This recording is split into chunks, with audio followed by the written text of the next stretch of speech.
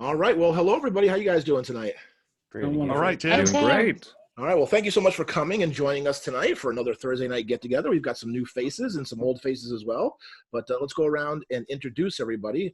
First of all, I'm Tim from Meepleville Board Game Cafe in Las Vegas, and I have the Meepleville YouTube channel as well. And let me see. We have Chris Yee. Chris, go ahead. All right, everyone. I'm Chris from the Meeple Overboard podcast, and I sometimes accidentally confuse the name of our show with Tim's Cafe. We're good friends, so you should have planned that better. But yeah, so we're a weekly podcast every Saturday. We do a 30-minute episode, and so yeah, we've been doing that for about 3.5 years. Nice. All right. And Rob? So I'm Rob, also known as Galactic Kodiak, full-time Twitch streamer, board game designer, doing those things. Off and on Twitch for the last 5 or 6 years, just kind of alternating between full-time and dealing with life, so taking other jobs, and yeah. Very good. All right, Maggie? I'm Maggie. I'm the themer half of our very brand new channel, Thinker Themer, based in Australia. I'm a board game lover. I'm very new to this world, but very excited to be part of it. Nice. Amy? Yeah, so I'm the other half. Actually, Maggie and I are a couple in real life, and that's part of why we wanted to start, putting ourselves out there, kind of trying to contribute to diversity in the board game world. And we actually met Tim in Vegas at Meepleville, and we keep coming back to visit. And we're really excited to be a part of this and to learn from you all who have been doing this for much longer than us. Yeah. Nice. And Ruel? Hi, friends. I'm Ruel Gaviola. I'm a writer, podcaster, live streamer. I've done work for Geek and Sundry, I Slay the Dragon, the 5x podcast, and a bunch of other websites. I'm currently working with Renegade Game Studios as one of the regular streamers, and I also serve on the boards for the Tabletop Writers Guild and the American Tabletop Awards. Yes, and I have dubbed Ruel the James Brown of board gaming. He is the hardest working man in board gaming. Thank you, Tim. I feel good. Yes. Oh, hello, Dwayne. Dwayne, nice to see you. Thanks for joining us, Dwayne. And then we got Jazz down there. Jazz is brand new. Hello, Jazz. How's it going? I'm Jazz. I'm from New Jersey. I run a podcast called The Lobby of Hobbies with a buddy of mine named Judge, who is actually new to gaming completely. He's more of a video gamer. So our goal, we're fairly new. We started putting a podcast in about April of this year. And our goal is really just to get people who are new to the hobby of board gaming, video gaming, whatever the case may be. Most of our content has been board gaming. We just decided, within our community, a lot of the children that we work with on a personal basis in our own careers is inner city children. And many of those inner city children, minority kids, come from low income houses, are not introduced to the board game hobby as a whole. So we've been jumping into it, and we've been introducing them, kids at our church, kids just out in the community that we deal with. So that's kind of our goal, is just kind of having a platform for them to just listen to and see what minorities near them are doing and what is out there, something that's new completely. Oh, very good. Very good. And Dwayne, how you doing, Dwayne? I'm okay. How you doing, sir? Good. Go ahead and introduce yourself. I'm Dwayne Sherrill. I have a small YouTube channel called Blackboard Gaming, where I try to introduce my wife to board games, and at the same time introducing those same board games to families and friends, primarily of other races. All right, very good. Awesome. Yeah, so I'd like to just start, because again, with some new people, and Amy and Maggie, all the way from Australia. So I just like to tell you, tell us a little bit about maybe the board gaming scene in Australia. Like, what's it like down there? Well, it's much smaller. Everything is much smaller. So unfortunately, we don't get the cons that you guys get, the opportunity to get together and play with large groups of people. I think that is, that's why we're often traveling. It's why we come back to Vegas all of the time, and, hit up cons in different places, because it's pretty, I think it's been probably more niche here as a hobby, but it's growing rapidly. I think it's becoming, as it is, I know in the US, it's becoming a bit more mainstream.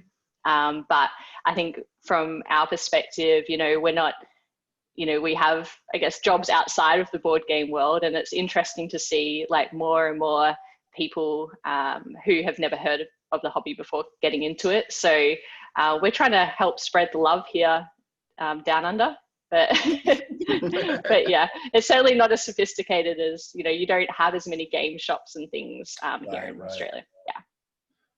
Oh, very good. And how's the channel been coming, Maggie? Oh, well, look, we've been learning a lot and been really enjoying it, particularly the kind of creating a schedule for your content creation alongside all the other, work and stuff. We have pretty strong lockdown laws here at the moment with the pandemic.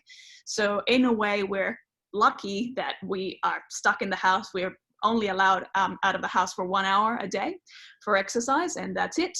So, there's really no excuse. And so it's going to be very interesting once that eases up to see how we can fit it in with the rest of our life and make sure that we continue to create the speed of content. That's kind of something that we're happy with. And yeah, it's hard, you guys. How do you do it? It gets a lot easier over time. Okay. Does it? Good. I mean, for me it has. But then again, I'm really militant about the way that I do my schedule. It's like my first alarm goes off at 7. That's the one that like makes me conscious of the next one, which is around 8. And then I have to do a certain number of things before I hit each milestone. Like my painting right now is 9 a.m. to 10 p.m. And I have to, not 9 a.m. to 10 a.m. And I have to post whatever I end up with at the end of that time. And so it's either embarrass yourself or get it done on time. I have a general policy of like show up early, start the work on time. So I like to be ready for when that hour crosses over. And I find it easier and easier the more I work on developing that schedule. Yeah, I'm with you, Rob. Like, I feel like once I started scheduling stuff, it forced me to, like, I see it on the screen or on paper. It's like, oh, this is where I need to be at this certain time, and so forth. But I also think that you have to give yourself just a little flexibility, because especially nowadays with everything that's going on, I mean, there's times when I have something scheduled at a certain time. If I'm not feeling it, I'm going to step away and do something else, because I need that mental break or whatever it is. And actually, it happened to me tonight. So I've live stream at 7, and I was scheduled to play a certain game, but I was like, I'll learn it before. I'll learn it today. I'll be fine. About 4 o'clock today, I was like, there's no way this is going to happen. So, but instead of canceling, I have another game about my backup plan. So I'm going to my backup plan. I have another game that's a little like I know this other game, so I'm going to play that one instead. So yeah, be rigid in just follow the schedule, but also give yourself just a little leeway, especially appreciate nowadays. That you're a human being. Yeah, right. Thank you. Yes. But why does anybody know? Because I've only been doing this a little bit of a while. I know, you guys who have been doing it longer, maybe you can ask, is it essential for your audience, a schedule? How important is a schedule for your audience? It's super important. Oh, I think really? that I think that my viewers care about my schedule more than I care about it. And I notice immediately the moment when I make my schedule and the things that are happening for my schedule known, how much of a response I get out of my audience and my community. Because I think the core of it is that it's a community of people who are relying on you for a certain amount of connectedness to you and to what you're doing. And if you suddenly stop showing up or you disappear, it erodes at your, what's the word I'm looking for? Reliability, how much they feel that they can like depend on you. Whenever I start working really heavily on a schedule, I always see the numbers start to like skyrocket. Oh, really? Yeah. I think today was a good example. I think today we were up to like 40 or 50 viewers for a good period of the stream, and like, up from maybe under 10 like 2 weeks ago when I wasn't really consistently doing my schedule. When people know where you're going to be and you're constantly telling them 11 a.m. Central Time every Monday through Friday, they start showing up. Like, But is that going to be a difference too between, because you're actually doing like a live show? Mm-hmm. What about recorded stuff? Because I know Ruel does a lot of, like, you do like different recorded things too, or Chris, you do. I mean, does it make a difference for recorded segments too, as far as maintaining a schedule? Chris, you want to? No. Oh, okay. No, I don't know. I don't know what the secret to success is. Otherwise, I would be sitting on my golden throne and not talking with y'all. Hey, what are you saying? I know. There isn't really a secret to success, but it's like Western culture, we're kind of like hard coded for that though, right? Like we had talk shows for a super long time, starting all the way back in black and white, radio shows before that. Like, I think we just really like when we go, oh, Game of Thrones is going to be on Sunday night. Like, that's where I'm going to be at 9 p.m. waiting for that to start with all of my friends, you know, on whatever thing, ready to talk about it. And then you also go into the next level of that community building where now there's also an element of, hey, did you guys see the last video in like Discords and stuff? Like, did you see the last thing? Oh, what about this? Did you hear about him doing this on stream? And screenshots and growing that feel of these are events that you want to be a part of because you can influence them. And it makes people feel like there's more and more and more that they are actually a part of. I think the schedule is a consistent thing across all manner of like content creation, whether it's blogs or YouTube or Twitch. And that's just the experience I've had. And a lot of the people who I know who have been really successful, their ebbs and flows usually coincide with how consistently they can stick to their timing and learning what times to actually be live and when to post like their photos on Instagram and when to have their blog posts come up. Because it's also like a lot of people read stuff on their lunch breaks, you know, so 11 a.m. to 1 is a good time to release things like videos and things. So. Yeah. Yeah, how about you, Jazz? Because what's your schedule like? That's why I'm here. Okay. Well, honestly, being new, it's just been tough because when I first started, I pretty much had a rigid schedule with my buddy. He works at a local community college, doing getting children into the college, a lot of things like that. I work for Child Protective Services here in New Jersey, and working from home, for me, it was pretty easy. I was home all the time, and then the governor kind of, uplifted the stay-at-home orders, and our job, our commissioner pretty much had us out in the field more. So the toughest thing for us, for me, has been my normal like 9 to 5. Sometimes it would run over maybe till 6. Has kind of, midnight. I'm getting calls, getting emails I'm trying to attend to for the next day. So I've been trying to do it where we are recording like on a Monday. We've kind of set 2 days out during the week, like recording on a Monday, and between Monday and giving myself kind of that week to edit so that it's ready to drop on Thursday. So I'm trying to, record every Mondays, dropping every Thursdays. And honestly, that hasn't been the case. Like I know there was a tough point where my buddy was out. So I was kind of by myself for a little bit because he also works in the music industry. And I think it was like every 2 weeks, and it was just like, I got to get something out right away. So, I was dropping it on a Monday or dropping it on a Wednesday. So right now I don't have a consistent schedule. And that's why I think I was trying to kind of get some insight, because, Rob, you were saying that you've been doing this for 5 years. So like, how was your schedule in the beginning? Did you see a difference in the changes? Did you have a set schedule when you first started? Or was it something like, hey, let me try and get as much as I can, create an audience, be interactive with my audience, and then start on having that set schedule? Because I think that's where I'm at. I'm more focused on right now on being active within my community, on my Facebook group, on my Instagram and Twitch, just to kind of get content out, just start conversation, ask questions. I've kind of just been taking little insights from friends that I've seen in the industry, like what Derek and Lizzie have been doing over at the Board Game Spotlight.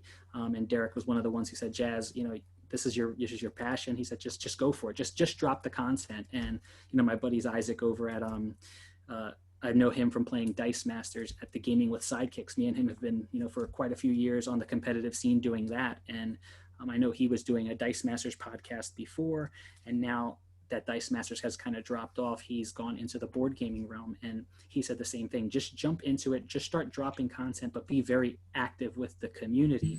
And that's kind of what I've been trying to do. But the scheduling portion for me has been the toughest. Yeah. You were going to say something, huh, Ruel?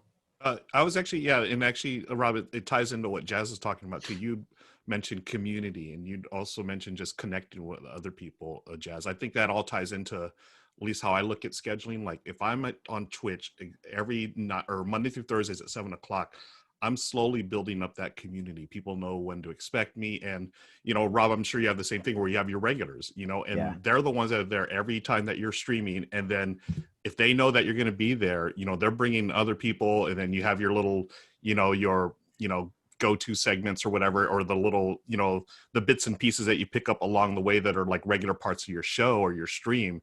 And just like meeting people in real life, which we used to do back in the day, right? You know, you just build this rapport with people, and we're just doing it online now. And it really, like, I think it's really neat that we have these tools where we can have a community online now. So yeah, I just wanted to touch on that point. Yeah. Hi, Jason. Hey there. Hello, sorry I'm late. Yeah, no problem. Yeah, real quick. Hi, thank you for the invite, Tim. Yeah, absolutely. Nice to meet you. Go ahead and introduce yourself real quick and let everybody know what you do. Great. My name is Jason. I'm from the Shelf Stories YouTube channel. I just started about a month ago. I did the Every Night is Game Night podcast for about 5 years before that. I was on the Dice Tower Network, and it's like, nobody listens to podcasts anymore. No one's commuting. Yeah. And everyone's podcasts are down at least 20%. Ball or something. So and you know what, Jason, with whatever shirt you're wearing in your background, you look like a floating head. Oh, there you go. Right? Look at it, doesn't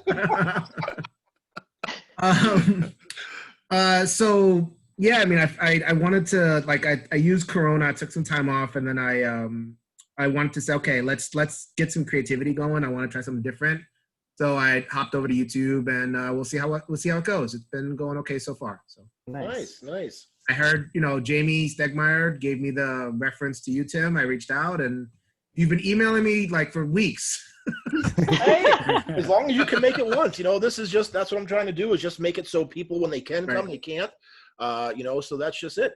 And Amy and Maggie are both all the way down from Australia, or up from Australia, however you want to. Hey, we're in the future. It's Friday. Yeah, it's Friday. And then also, I just want to interject. Oh, yes, right. You are in the future. Get Dwayne in here real quick, because Dwayne is relatively new, and he's been trying to maintain a consistent schedule. So what are your thoughts on scheduling, Dwayne? Well, what I learned is you have to, like, be consistent with your schedule. You know, because we live in a world where people they always look forward to something. They're always looking forward to something that's coming up. So, like, we know Halloween's around the corner. People love Halloween. If Halloween ends up getting pushed back, people are kind of upset.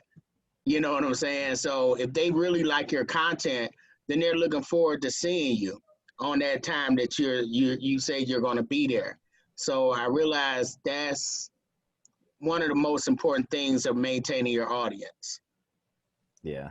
It's like, even if you have a good excuse for not showing up, like, to work on time, it still affects everyone else in the building, you know? Yeah. And with streaming, it's essentially the same thing, except I think right now, especially with the number of people who are getting into content creation, demonstrating yourself as being a reliable content creator is more important than actually having good content almost right now, because there are so many people releasing content.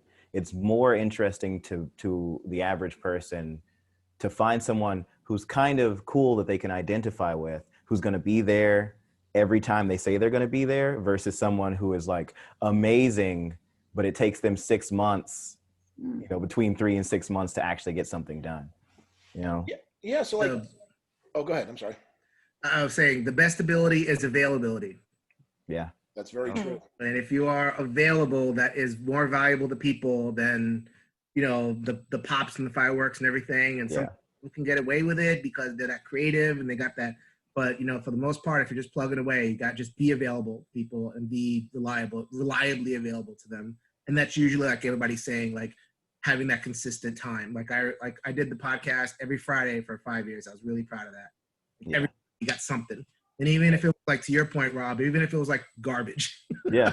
I mean, even if it was like, I'm going to just drive in my phone. I did that a couple of times. Like, I'm driving. I'm a father. I have a 5-year-old now. And when she was young, I used to take my phone and I used to just record and just talk while I was driving. And I would have, like, the goo goo gaga in the background and stuff like that. And, like, people like, oh, it's his kid. And it's like, you know, boom, Friday. I didn't care what it was. So, I mean, I definitely agree with that. As long as it's on, as long as it suits your brand, you can post literally anything, and people will be like, Yes. "Huh, that's kind of cool." Yes, on brand, absolutely. Make the dumbness part of your brand. Yes. Yeah. We've Sorry, I so was just going to ask.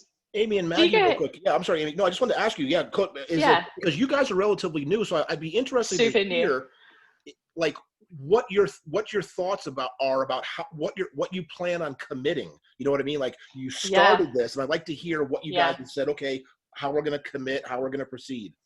Yeah, I can totally relate to what Jazz was saying, because I think we started this with these like lofty ambitions of like the number of videos and the amount of content that we're going to put out there. And then like life just gets in the way, and like we both have full-time jobs. And so I guess that's my question to the group is like, is content creation a full-time job? Like, have we bitten off more than we can chew here? Like, I think it's one of those things where it can be. And it can be, but it doesn't have to be. And so it can be if you want it to be. It can be if you don't manage yourself well and you bog yourself down with things that aren't important. And it doesn't have to be if you're organized and you keep control of what your expectations are and how those correlate to what your actual, like, what you can actually do. I think a really good example of like their early, like not really the earliest stuff, but kind of in the early rise of Game Grumps. If you watch and listen to what's happening with those videos, there will be 15-minute videos that are edited and really clean and look really great, but they actually constantly reference the fact that they were recorded as part of like 4, 5, 6, 7, 8-hour sessions.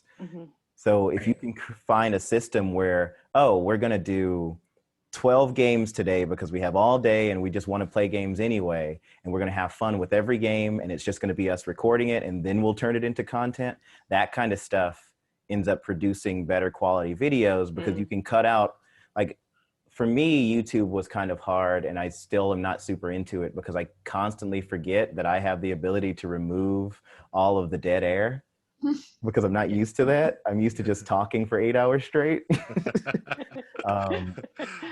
And so like remembering that you have complete control over what actually goes out, regardless of what you record, you could like literally just spend a day hanging out with friends, playing random games, record the whole thing, and then end up being able to make 4 or 5 episodes out of like an hour's worth of stuff. Like, but that time in the post-production is like, you know, the editing is actually takes so much longer than the content is what we're finding. And that's probably the expectations of just pumping out a video is like, okay, you film the review, but then all of the editing and the B-roll and everything else that comes into that, checking the audio, you know, there's so much, and it's it's a big time. But if you, for example, if you did the recording today and didn't have a video view due for a month, and then you had a bunch of other videos you did in that time as well, by the time that month deadline was ready,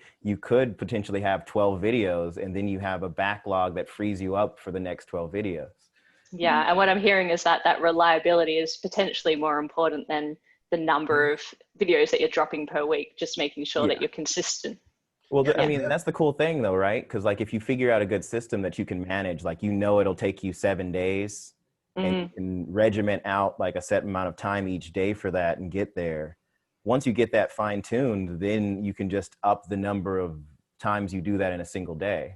Like if it takes 15 minutes of editing across 7 days, then you can go to 30 minutes or 45 minutes and do multiple videos in that week, and then have the ability to release a video every single day because it takes you a week to make 24 or something, you know?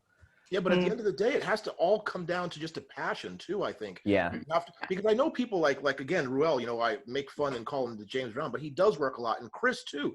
I mean, you guys put out a lot of freaking content, but you have to love doing it, right? Yeah. Most days. Yeah, I agree with Chris. Most days, and you know, as long, and Tim, that's a great point. I mean, you have to be passionate about it, right? Because we're not millionaires here. We're not doing this for the millions of dollars, but there are opportunities to make money within the content creation realm. It's just how far and how much time do you want to commit, and how hard do you want to work towards that goal? And again, it can be different things. Like there's people who just release a video every now and then for fun, and that's nothing wrong with that. It's a creative outlet. You know, you're getting content out there. But yeah, if you really do want to get like, you know, make it more like a job, then yes, like a schedule is critical, and you have to be able to build up your other skills in order to create on a regular basis. Yeah. I guess I could ask this question of Amy and also the group to kind of get to know people. I guess I'll start with Amy. Like, what is your artistic vision for your channel? Yeah, sorry. So my channel is with my partner, Maggie, who's also on the call. So I guess our creative vision was that, you know, we're super passionate, but also like we come from a place that's about representation of the queer community, because, you know, we're engaged. So Congratulations. Awesome. yeah, thank you. We were meant to get married this year in California. What a disaster of a planning. Like, yeah. But anyways, the 1 year that we picked out of 10 years of being together. But yeah, I think we just came into it with the passion and love for the community. I feel that visibility is so important when it comes to, you know, queer people. I feel like we meet more of them at cons and things, and I don't feel like they're adequately represented on the YouTube content that I'm consuming and everything else. Obviously, we're all, you know, very concerned about having great representation of different types of people. So that was probably one of the driving forces of why we did it. The premise of our channel is just around the fact that I'm very much so it's called Thinker Themer. And the reason for that is because I'm very much into the mechanics, and Maggie is not. Maggie is into the theme and the story. And so whenever we play a game, we come at it from those two different perspectives. And I couldn't care less what the story is, you know, it's just all about like how I'm going to win. So, and I'm all about like, does the game actually make me feel like I'm living in the world that it's meant to? And like, Man, What's your channel? I got to subscribe right now. oh, thank you. I'm like right in the middle of that. It's funny. You'll find a kangaroo. Cold What'd you say? I'm a hard time hearing. Thinker Themer. So like great. thinker and then theme, or yeah. Love it. Thinker So Themer. Cold Thinker Themer. All right, yeah, I wrote that down. I'm interested in Thanks, that. guys. Yeah, I had a question about again for the group, when it comes to that post-production. So like that time spent editing, and how much of it is as you were saying, like making sure that you're planning your day, so you're getting a lot of content, and then you're building a bit of a reservoir of things that then you can drip feed over time, so you're not having to create all day every day. But how much time do you feel is needed, or do you feel you're spending in that after just the editing and just all of that? Or how much of it you have now saved because you've just the way that you've set things up from the beginning, which means that you're not having to mess around with things as much after you've recorded them? Well, I guess I can maybe start. So I've been, again, learning brand new, just like everybody else, and I'm really trying to learn iMovie because I'm a Mac guy. I don't know who else is. Same here. But it is it's phenomenal. It's like, for a free thing that comes with your computer, it's great. And there's so many YouTubes. So anyway, I made the first video I kind of tried to edit. It literally took me like 12 hours because, like I was saying, I would be like, oh, how do I do this? I would type it into YouTube. I'd watch a video for 5 or 10 minutes, go back, try it, this and that. And then I did a second video. It was called the Top 4 Alan Moon Games. And I tried to cut movie clips, and I did all this kind of stuff. And that took me like 10 hours. And that was all unnecessary. But again, kind of like what I was saying, because that's just what I wanted to do. You know what I mean? And so I guess to maybe answer, it just depends on what you're looking to do, right? Or what, because I don't really care whether people sort of like it or watch it. It's because I wanted to do it. It's a video I made for me. You know what I mean? So, and I guess it could be a range from just generic one shot using the laptop or computer microphone, no cameras, no lights, no nothing, to a whole big studio and anything in between. You know, because there's an audience for everybody, right? Yeah. I know that I had to come back to that. Like I had spent so much time being successful streaming specific things that I felt, you know, forced to stream certain things. And the worst feeling to have when you press the live button is, oh, I have to play this today or else I won't get views. And like letting go of that and just going, I literally like when, you know, because I was basically sponsored out of retirement by Stonemaier Games as part of their BPOC program.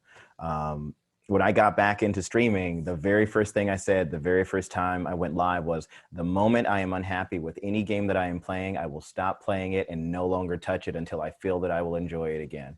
And my regulars who had come back were like, huh, that's interesting. And I've held fast to that. It's like the moment a game like makes me upset or bothers me, we're not playing this anymore, not into it.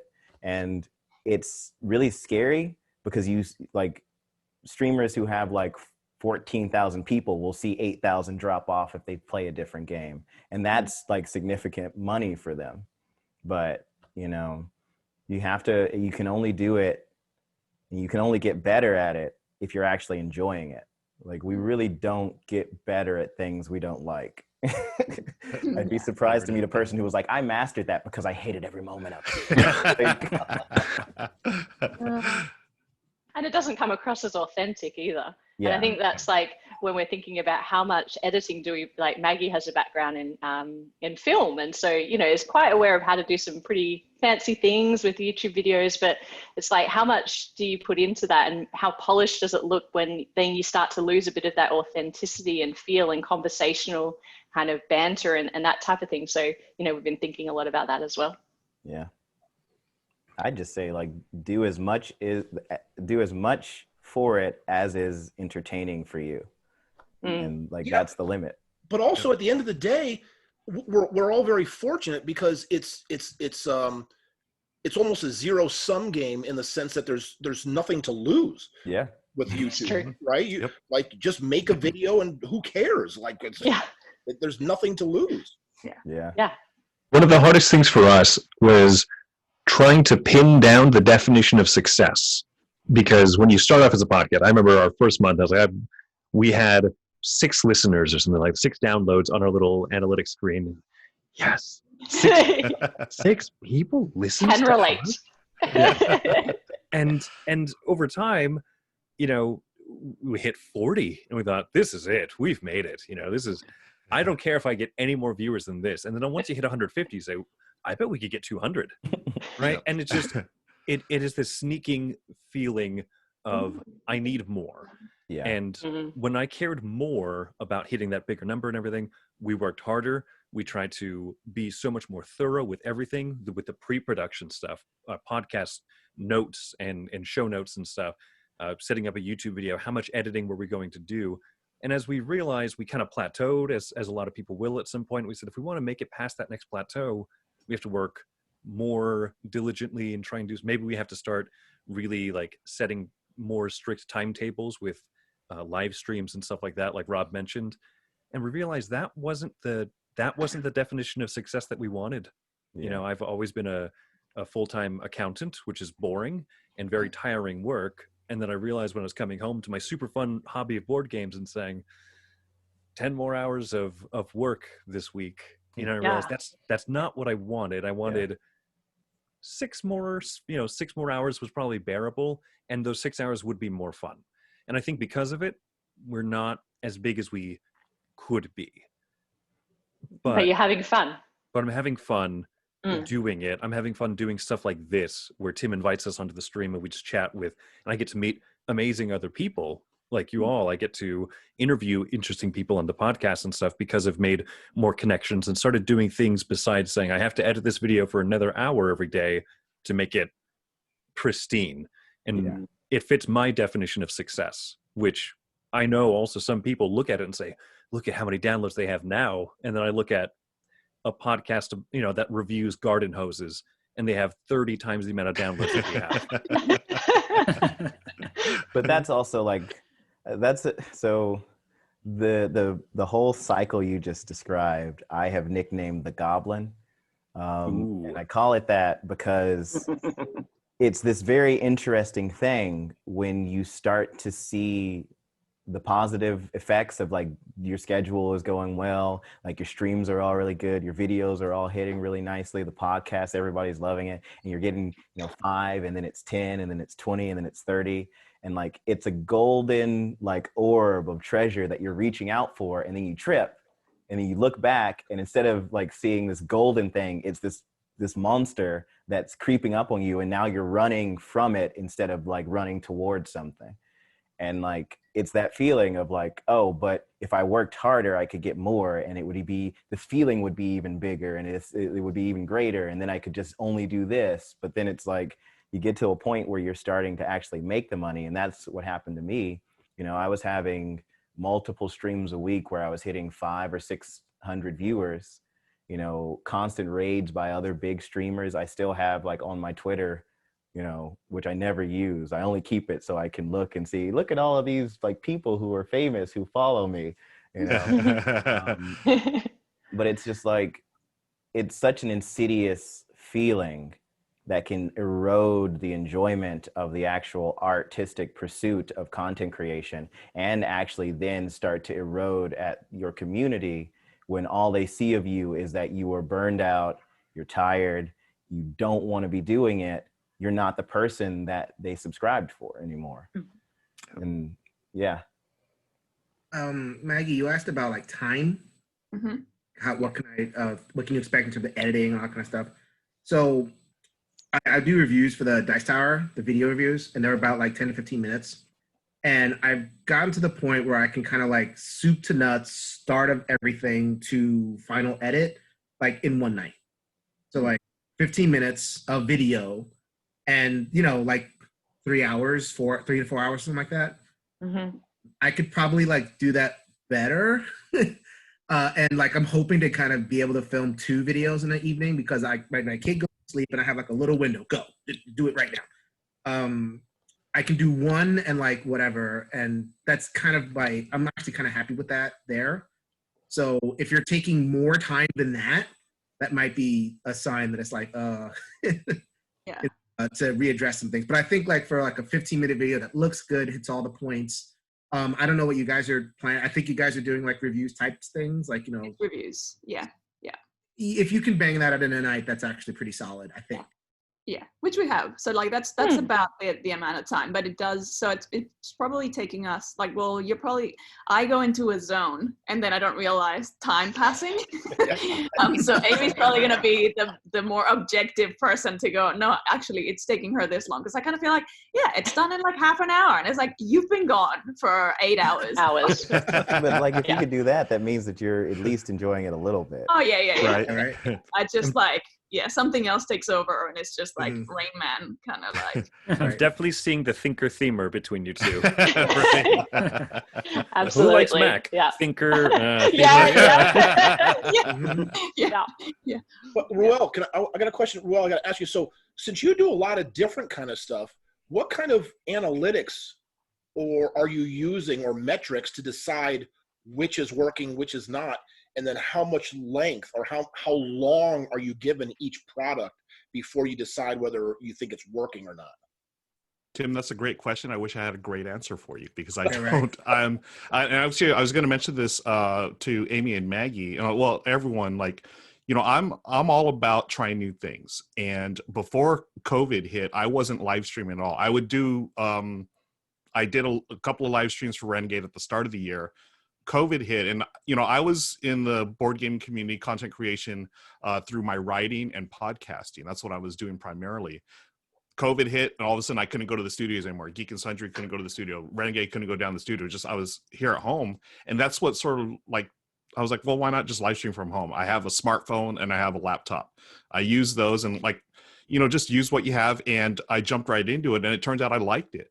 So I just started creating that way. I still enjoy writing. I still enjoy podcasting. And as far as analytics go, I got to be honest, I don't look at them as much as I should. I've been very fortunate that opportunities have come up where publishers and companies, I've been able to work with them. And, they've been happy with what I've done for them. And I've just been very fortunate in that aspect. So I'm probably not the one to talk about analytics and stuff, but I look at it as like, as long as I enjoy doing it, I'm a firm believer in like, something that I'm passionate about, things will come around, the numbers will get there, and yeah. I think it all boils down to is, do you have that sense of fulfillment when you see your finished product? Because it's work nonetheless. When you're going into it, it's going to be work. It's not a walk in the park. But when you're done and you sit back and look at what you've done, do you have that sense of fulfillment? And if you do, then that's all that's needed. Yeah.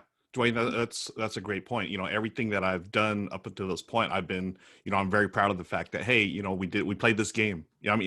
We had fun, and it's like we were able to either share this experience, or maybe we explained the game, how to play it, or we talked about certain issues. As long as we talked about authenticity. I feel like as long as you can bring that to the table, then you'll be all right. Yeah. I think I'm like Tim. I think I'm more into the anecdotals than the analytics. So, like, I've put out episodes and of the podcast and of like a review, and I'll get like a response on an email, like a geek mail, or like they'll hit me up on the Facebook group or something like that, and like, they'll say something like, "Wow, that was amazing!" Like I got a note. I did like a top 10 Tiny Epic or whatever it is with a friend, and I got a note from somebody that said that was the best episode of this podcast that I'd ever heard, and like that to me, like if I'm like making that connection with people, then I feel like the analytics will come. Yeah. And like the numbers will come. Like if I just figure out, okay, what's resonating, what's evoking those responses from people, and just like, either do more of that, or like decide, okay, I've done that, I'm going to do this, but at least you're kind of like have a point of reference to jump off of. And also you made that person's day. And I just think that's so nice, like they got enjoyment out of listening to you, and they learned something that they didn't know before. And that's amazing. Did you got a message from somebody today? Oh no, I was talking about the person that you were referring to. But we've had a couple of, you were very new again, but every time you get a message, I think that's the other thing that I wanted to ask you guys about is like the commentless world of YouTube. Like, I feel like sometimes you put stuff out there and you just get no feedback. Like you get, some people commenting, but like, how do you feel about putting stuff out there where you're just getting no response? And like, then how do you know what to tweak or what's working and what's not working? Well, again, this is why I'm not a big analytics person. Don't get me wrong at all, because I'm not. But what Rob said about how between 11 and 1, right? People are on lunch and they maybe watch a thing like this. So again, like echoing what Dwayne said, like I say, it's passion, fulfillment. That's what we're in it for, to do it ourselves. However, with YouTube, because I've been like obsessed this past month. I've been watching videos, looking at and the tools they give you can answer the questions that we're kind of looking for. What Rob brought up: when are your viewers most active? When did they watch this? Are they men? Are they women? What age? Where are they from? So that can help with your passion, because if you're passionate about it, you want people to see it, right? So you want to like use the analytics to make sure they see your product that you're passionate about. So yeah, the other thing that you like that's important with that. So I was a big analytics guy, and I've gone back to the anecdotals.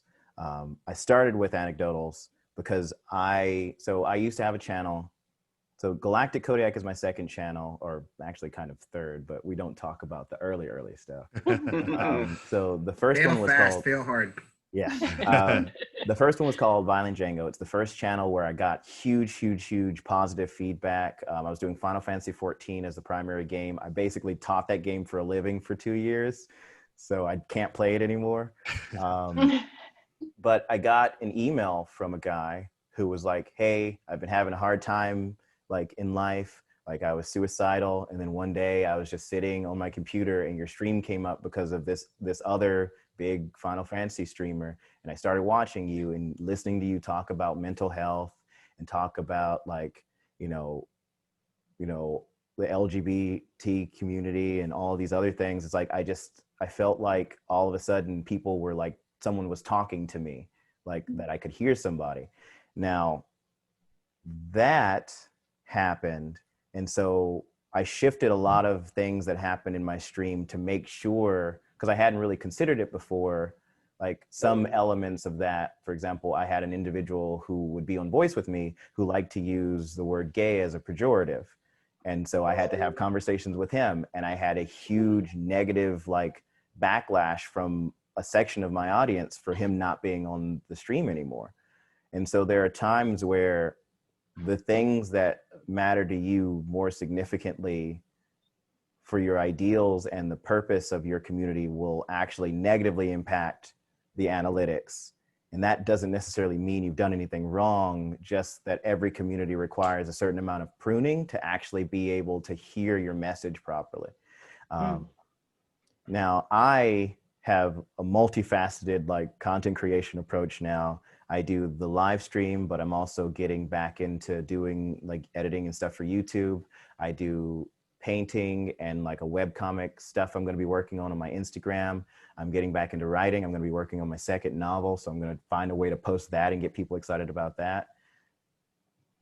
Like, you kind of have to pick one thing when you're doing a lot of stuff. Like if I'm going to look at analytics for something, I have to look at this one thing, because if I look at everything, I'll like constantly nitpick and judge the stuff that I do. And so I think that I only look at Twitch's analytics because I stream for such long hours. I can actually see when my people come in and when they leave, and I can make decisions about what happens and when to a certain extent. Like, oh, I can do all the slow and boring stuff here, and then around this time, I want to start really ramping up on the good stuff, or I want to have the good stuff here so that people feel like they'll miss it if they don't show up exactly when I start. And that's a little manipulative, but it's also kind of the game you sort of have to play with it to really start to smooth out your curve, because like having a giant spike in the middle and then tapering down, it's kind of like a comedy show where the best joke gets told and like right at the end of the intro, and the rest is just downhill. It doesn't really feel good to watch. Right. Excuse me, just one quick second. We just got to go. Unfortunately, we have to say goodbye to Ruel because he has another commitment. So, Ruel, before you go, just go ahead and remind the audience real quick your channels and all the information, all that kind of stuff, where they can see you. Thanks, Tim, and thank you everybody for letting me join you tonight. It's been an honor, and I've learned a lot. This is great. Friends out there, you can find me at ruelgaviola.com. I'm a writer, podcaster, live streamer. You find me on all the socials at Ruel Gaviola. And yeah, that's it. Thank you, Tim. Thank you, friends. Thanks, Ruel. So nice to meet you. Nice to meet you. Have a great night. Now, Amy, you asked, I think, specifically about like the commentless void that YouTube can feel like sometimes. I think podcasters would feel like that as well, surely. There are such different ways that people approach. Some people, Jazz or Jason, I think one of you guys mentioned like building that community, having like a specific Discord or a Facebook group or something like that, where people who enjoy the show come and they talk.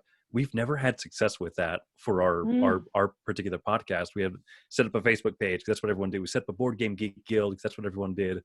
And then like no people showed up.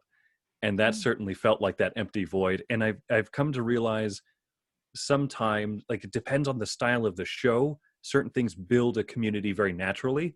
And so the show is a 30-minute every Saturday, co-hosted by my wife, Wendy, and myself. And I realized there's not like a particular special niche group of people that say, oh, yeah, that's so different from every other husband-wife podcast out there. You know, our niche was 30 minutes, like you can listen to on your drive to work. So a lot of people enjoy the show, but it's not like a, hey, you reached me at like a very personal level. You know, it took us so many years, I think, before someone sent us an email just out of nowhere and said, hey, by the way, I really love this about your show, and, you know, list out a few things. Were you crying? Yeah, and I was like, this is fantastic. I was thinking about quitting, you know, I thought about quitting so many times. It's all out to the void, and there's always someone who catches you right at the end of your wits, where you're like, I got to get out of doing this. I feel stuck. And then someone's like, you know, you changed my life. Like, dang it, I'm stuck. Got to keep going. He pulled me back in. Yeah, star those emails, or like put them in a special place, you know, that you can easily look it back and say like, man, like that's really nifty that we make someone's day brighter, like you said, because for the most part, it's putting stuff out there, And sometimes, like, I think particularly one of the cool things about Maggie and Amy, your channel, is it sounds like you have very divergent ways of thinking, right? I could see that being a very fun Facebook group or a Discord community to be a part of, and people could say like, oh, I think I'm a Eileen thinker, or I think Eileen a themer or whatever. You know, people love that sort of stuff, and I think that that's like a fun niche. The fact that you two represent an underrepresented community will also, I think, help drive that engagement, because, you know, married couples who play board games is not exactly this like underrepresented part of the community. I think, you know, finding that niche can really help as well. Not to sound like you better exploit, like, you know. No, not at all. And it's like there's a Rainbow BGG as part of the forum on BGG, and they've been incredibly supportive. Like that's probably been a lot of our views and subscriptions so far. It's just been through that community within the community. So I totally take that on board. I think that the Facebook thing, like we haven't really gone outside of YouTube yet, and kind of questioning like whether you need to be on all platforms. And it's really interesting to hear you say, Chris, that you haven't had success in building some communities elsewhere. And we were kind of very focused on like building it on YouTube and doing that well before stretching ourselves even further and trying to maintain other platforms. So yeah, that's something that we've also been curious about. I think that there's a lot of platforms, and I think that it's worth dipping a toe in as many as you can. And then if it doesn't work out, just, you know, drop it. You know, there's so like, you know, Reddit, Instagram, maybe not Snapchat, but like the Twitch, Discord, like, so many like little things that you can do. And it's like, you know, what is it to just try it for like, you know, a week, put the word out there, and then if someone latches onto it or someone responds to it, then run with it. And if it doesn't respond to it, then drop it. And then like you'll kind of like coalesce around like a core, like a couple that you do. To kind of like put the feelers out there before, you know, you kind of conclude which ones are the best. But I think also, you never know, right? Like you might find the awesome Facebook group and like, you know, forget Twitter, or you might find like, you know, amazing Twitter followers and like forget Facebook. You don't know until you do it, right? Yeah. But you also have, I think sometimes maybe you have to be pretty careful, because doing a lot of research on YouTube and stuff, one of the things I read about how to maybe get more subscribers, get a bigger audience, is to find these Reddit groups that have the groups according to whatever your YouTube thing is, right? So say board games for us or whatever. But I've also heard that Reddit can be an extremely toxic, unforgiving sort of thing. It is. Yeah, it's the open ocean. Like, not necessarily for board games. I didn't, because I don't know it. So I'm kind of like, I'm not going to really touch it because I've never done it. So board games, it's better. Like it can be a little bit more straightforward, I'll say, than other platforms. But like Reddit, board games, I think they kind of they do a good job. It's very heavily moderated, right? And like the thing about Reddit is they put their toxicity in like in buckets, and like you know where they are. So like / Trump, you know, whatever, or like, you know, / r 4chan. Those are the bad ones. But like, you know they have like / you know drink tea, you know, all that kind of thing, like tea lovers, all that kind of thing. That's heavily moderated. There's no negativity in that one. And then / r board games, it can get a little rough, but for the most part, I think they're pretty supportive. And it's worth kind of like just dipping your toe and seeing, okay, you know, you do your 10 comments, you comment on 10 threads, and then they'll let you like post. I I have a personal account, and it's so funny using Reddit. Like, you know, when you ask a question of the community and then you get all these like downvotes, and you're like, what did I say? How did this happen? You used an emoticon, and we don't do emoticons here. It's like, you don't belong here, clearly. Right. If you belonged here, you would know. Yeah. Right. And if it doesn't work for you, just move on. Like there's so many. Yeah, no, I love Reddit. Taking advantage of the technology is also a really important thing. Webhooks are great. If you don't know what a webhook is, basically it's a little like code you can put that will automatically allow you to post things and repost things in different places. Like I post every day, like a painting, like my painting stuff that I do, and any like sketches that I do and things like that. And it gets automatically posted to Twitter just you know, and usually I post my like Twitch link and stuff with that. So I get to spread that post elsewhere, basically duplicated, but then I don't ever have to go to Twitter unless I'm replying specifically to a comment. And so I don't have to come up with unique content for Twitter. Like I don't have to come up with a post every couple of hours, which is the way I've apparently learned Twitter is supposed to work. You're supposed to do a bunch of posts all day about nothing.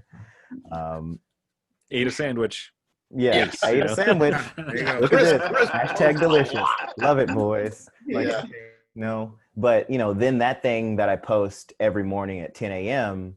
also gets posted on Twitter, and I see that it gets likes and gets some interactions, and I don't really have to think about whether or not it's going to blow up because I don't care, because it's a thing I posted on Instagram, and it's just bonus that someone noticed it, and that, you know, other streamers who I know who are artists will comment on it or something, or like it because, oh, hey, you're painting now, and that's a pretty good painting, and I paint, and my art stream, you know, and conversations happen like that.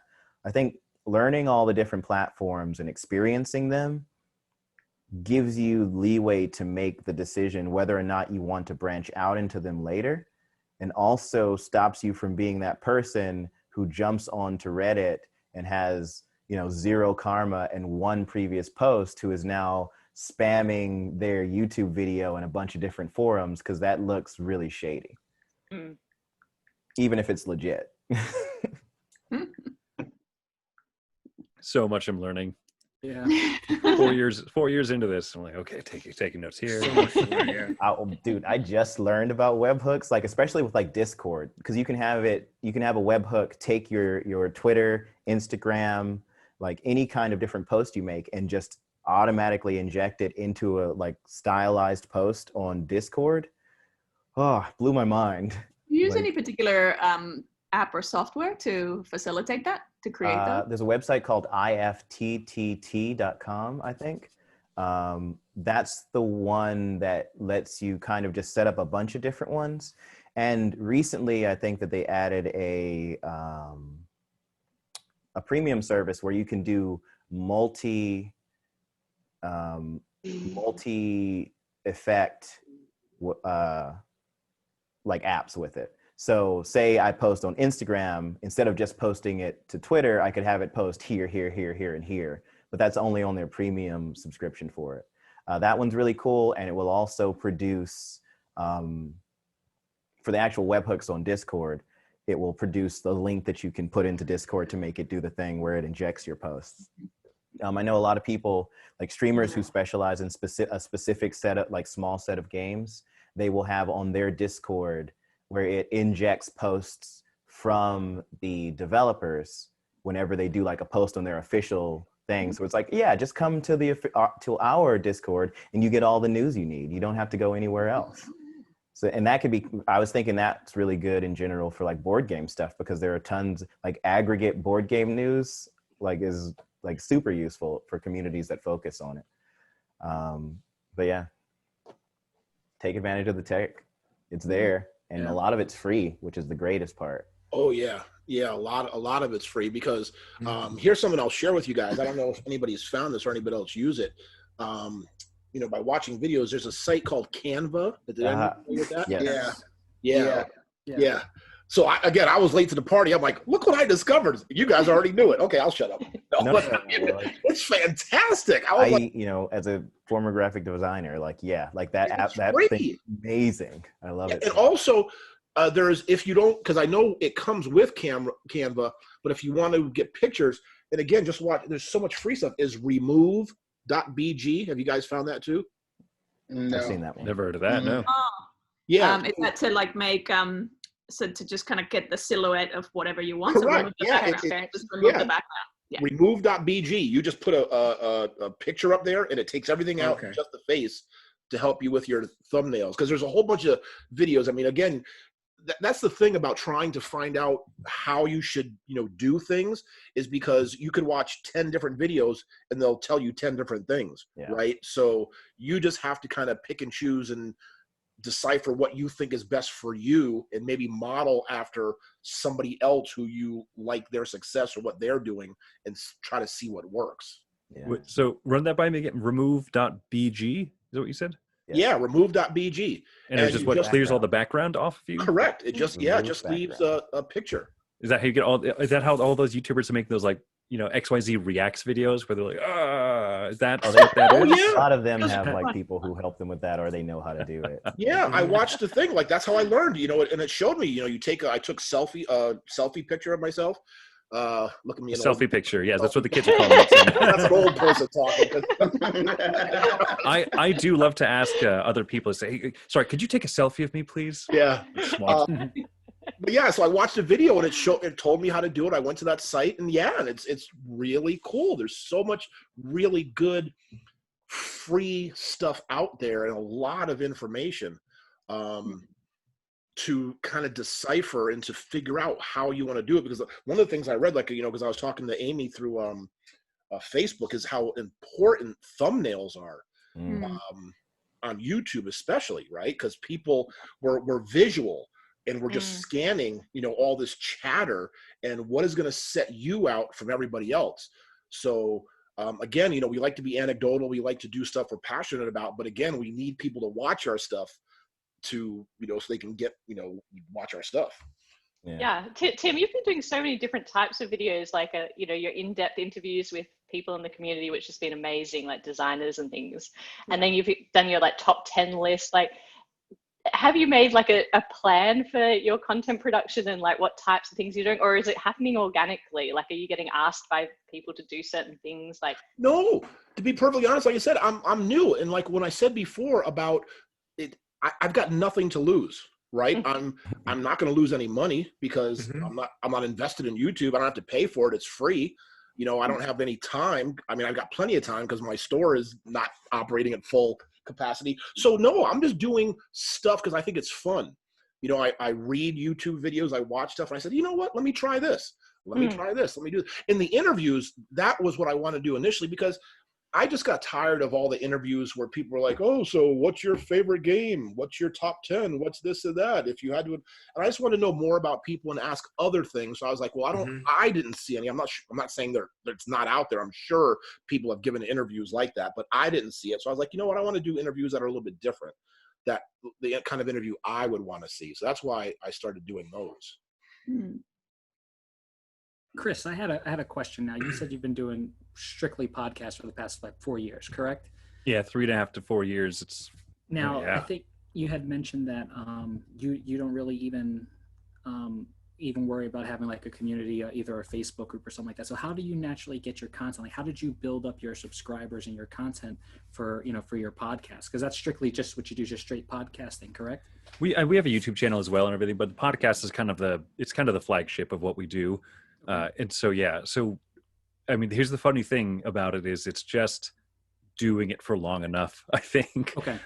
Because I think that for a few different reasons, right? One was we made connections with different people simply by having done it for a while. And it feels easier to reach out to someone and say, hey, we've been legitimately doing it for 6 months, every week, every Saturday. Incidentally, Saturday, terrible day to post a show. And, but I've just figured, that's part of our charm by now. We have people that look forward to that Saturday and they say, oh, Saturday's the day I mow the lawn, or I have a second job, I deliver pizzas. And so they actually really like something new coming out on Saturday, whatever. So incidentally, it worked out. But I think just having done it for so long, it will just naturally grow, and unless you do something terrible and implode yourself. But then also it just feels easier to make connections and stuff. And you know what? There must be some secret sauce where people who have been doing something for like a month get enough courage and they reach out to a publisher and say, hey, do you want to do an interview on my show that has 7 listeners and it works or whatever? Timm has that secret sauce, I guess, right? Because he's gotten amazing people. I'll tell you, secret sauce is just asking. It does work. Being afraid to ask is like pretty powerful. Yeah, I know.